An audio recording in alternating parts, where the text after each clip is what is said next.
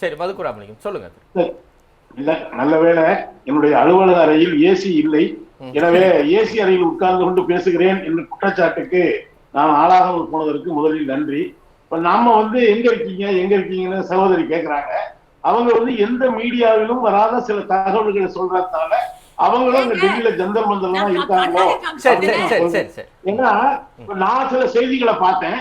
அது என்ன இருக்குன்னு சொன்னா, இந்த துணை ராணுவ படையில சில சமூக விரோதிகள் அவர்களை போல சென்று மாணவர்கள் மீது தாக்குதல் நடத்தி கலவரத்தை தூண்டினார்கள் அப்படின்னு இருக்கு. இதெல்லாம் போக சகோதரி சொன்னாங்க, நம்முடைய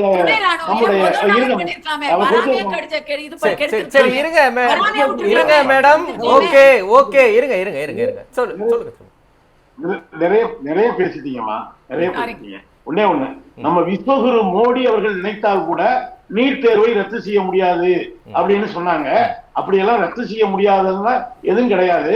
ஏன்னா ஒரு அவசர சட்டம் கொண்டு தேர்தல் ஆணையர்களை தேர்வு செய்வதில உச்ச நீதிமன்ற தலைமை நீதிபதியும் இருக்க வேண்டும் என்பதையே நீக்கக்கூடிய அதிகாரமும் ஆற்றலும் நம்முடைய பிரதமருக்கு உண்டு.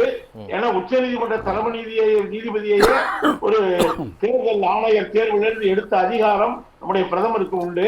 ஆனால் இந்த அதிகாரம் பிரதமருக்கு இருக்கிறதோ இல்லை எனக்கு தெரியாது. ஆனால் இந்த போராட்டம் விரிவடைகிற பொழுது நிச்சயமாக நாட்டிலே அனைத்தையுமே தீர்மானிப்பது மக்களுடைய போராட்டங்கள் தான்.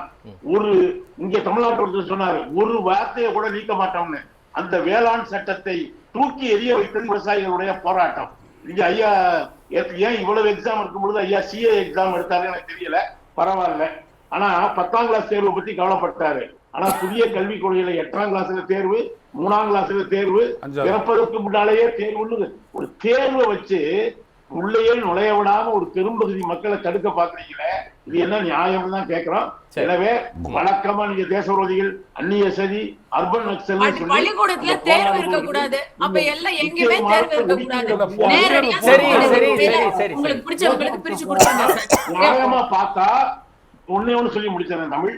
ஒரு நியாயமா பார்த்தா இந்த மாணவர்கள் போராட்டத்துக்கு நிகரா ராமபக்தர்களுடைய போராட்டம் டெல்லியில நடந்திருக்கணும். ஏன்னா அயோத்தி கோயில் காணிக்கை மோசடியை எதிர்த்து நிஜமான ராமபக்தர்களுடைய போராட்டம் நடக்கும்னு நான் எதிர்பார்த்தேன்.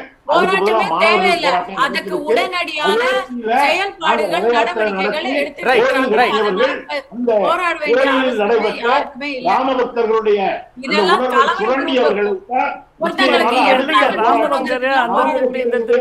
நடவடிக்கை எடுத்திருக்காங்க. நன்றி. நித்யானந்தா பேசுங்க. போலி போராட்டத்துக்கும் நேரம் இல்ல, எனக்கு செய்திக்கு வழிவிடணும். நிறைய சொல்லிட்டீங்க. ஓகே.